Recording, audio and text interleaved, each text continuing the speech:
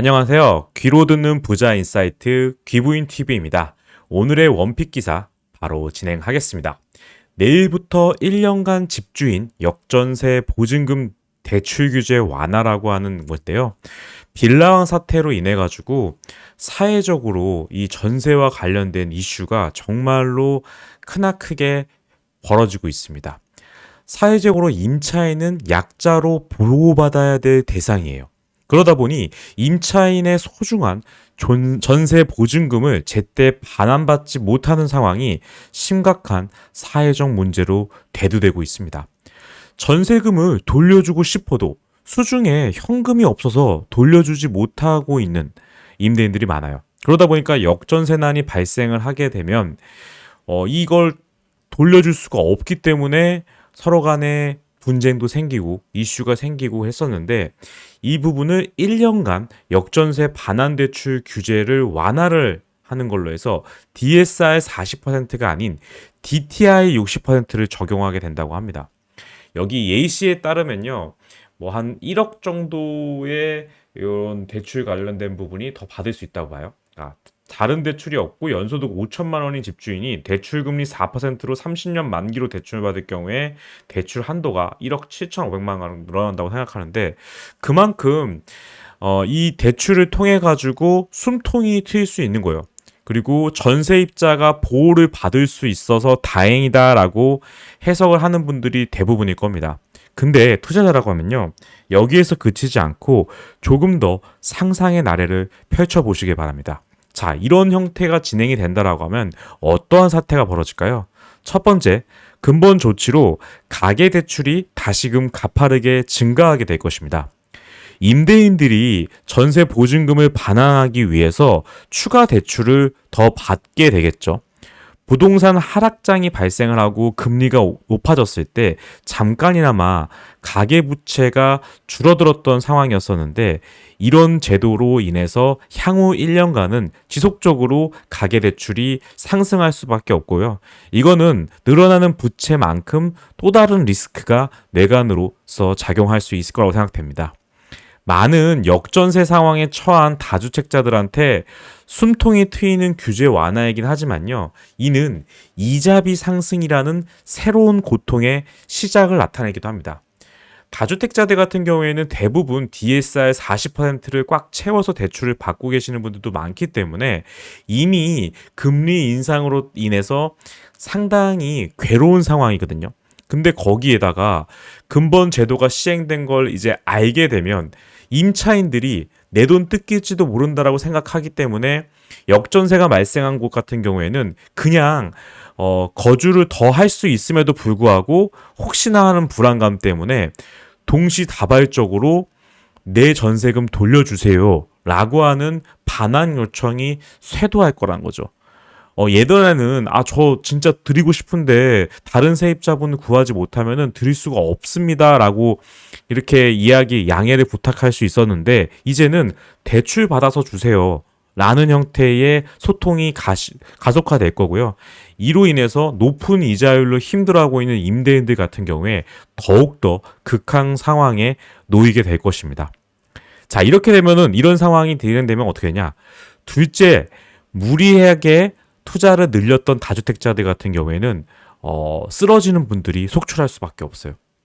자, 어떤 형태라고 보시면 되냐면요, 다주택자들 중에는요, 이 머리가 팽팽 돌아가고 투자에 대해서 상승장 때 어떻게 해서든지 적은 돈으로 많은 자산을 꾸려가지고 그걸로 인해가지고 큰 소득을 기대했던, 소위 말하는 내 돈을 적게 들이면서 갭 투자를 활용해가지고 큰 수익을 볼 수 있는 그런 투자들이 많이 유행했었는데, 이 역시도 취득세 중과라고 하는 변수, 규제로 인해가지고 쉽지 않은 상황이었습니다. 그러다 보니까 다주택자들이 어떻게 했었냐면은, 여러분들도 잘 아신 것처럼 취득세 중과 규제를 피할 수 있는 지방의 공시지가 1억 이하의 구축 아파트를 매수하는 경우가 많았어요. 또 대부분 지방 같은 경우에는 이 아파트 가격이 크게 변동이 없거나 오히려 떨어졌던 경우가 많기 때문에 전세가율 자체가 높게 형성이 되어 있어서 정말로 소액으로 한꺼번에 다수의 주택을 취득할 수 있었습니다. 취득세도 1.1%이기 때문에 부담이 될 거 없고 아파트 한 채 사는데 뭐 500만 원 혹은 풀피라고 해가지고 내 돈을 한 푼도 들이지 않고서도 주택을 구입할 수 있었던 경우도 있었어요. 그래서 이런 경우 같은 경우에는 주택을 다주택자들이 추가 대출을 받아서 전세금을 상환해줘야 되는 그런 상황이 한 군데가 아니라 여러 건이 동시다발적으로 발생할 수 있답니다. 겨우 여기 하나 막았는데 대출받아서 3개월 뒤에 또 다른 집이 역전세로 인해 가지고 나가겠다고 하게 되면 이게 반복되면 반복될수록요.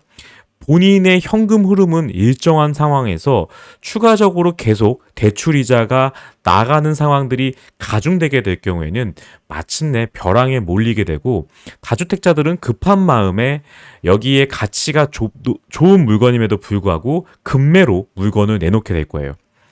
실제로 외지인 투자 비율이 높은 공시지가 1억 이하, 특히 전세가율이 높았던 단지들 같은 경우에는 급매가 생각보다 많은 양 동시다발적으로 나올 수 있다는 겁니다. 특히나 전세 가격도 떨어지고 있는 그런 단지의 경우에는요, 실거주자들 입장에서 봤을 때는 급하지가 않아요. 어차피 난 전세 사러 되는데 물건도 한두 개가 아니라 여러 개가 내가 봤을 때도 저렴해 보이는 가격으로 나오게 되면은 더 떨어지겠는데? 라고 생각하기 때문에 다른 투자자들이 받아주지 않는다고 하면은 실거주자들이 굳이 매수를 하지 않기 때문에 이게 급매로서도 거래가 성사되지 않는 경우가 발생하고요. 이러면 경매에도 여러 물건들이 나올 가능성이 있다는 겁니다. 투자자라면요, 이런 상황을 유심히 관찰하는 것이 좋아요.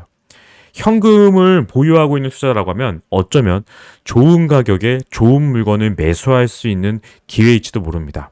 아니 근데 지방의 공시지가 1억 이하짜리 이런 거 이제 다 끝난 거 아닌가요?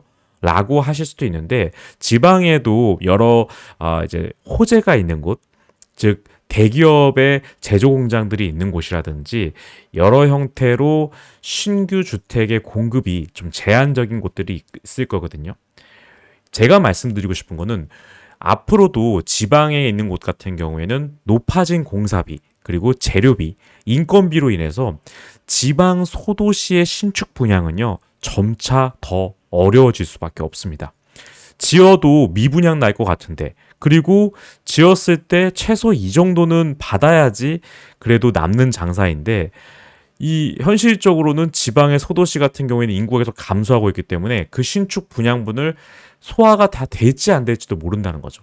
애매한 연식에 저렴한 구축 아파트는 그동안 찬밥 신세였다라고 하면요, 절대적인 가격이 저렴하다는 이유로 어쩌면 좋은 대안으로 자리 잡을 수도 있다고 생각합니다.